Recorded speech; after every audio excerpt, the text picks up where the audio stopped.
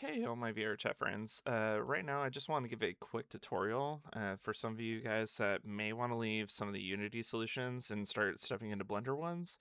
I know Blender's scary, but I swear this is a very quick solution for you guys if you're wanting to optimize your avatars, and that is dissolving edge loops. Right now, I have a cylinder here. Normally, this would be represented by maybe like a leg or a forearm.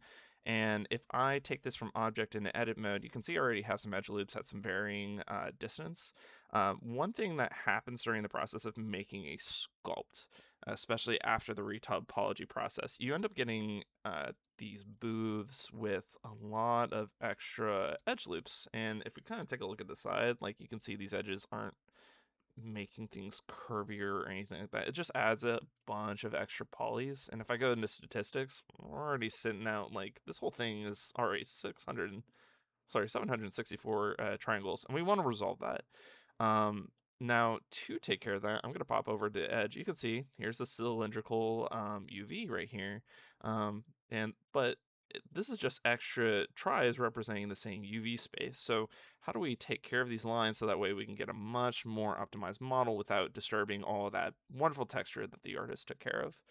To do that, this is why people recommend dissolving, because if I was to say start this direction, Blender knows that I'm selecting an edge along this loop that goes all the way around. If you alt click again, take a look at this. It's going to go all the way around. Just alt clicking will do that.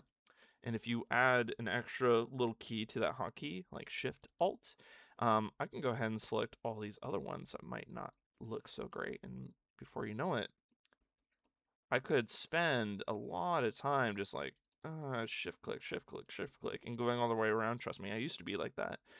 Now I can just start the loop and then come in here and just take care of all these. Look at that. Now we have a bunch of lines that are contributing to no shape of the actual model here. And so what we're going to do here is go into delete.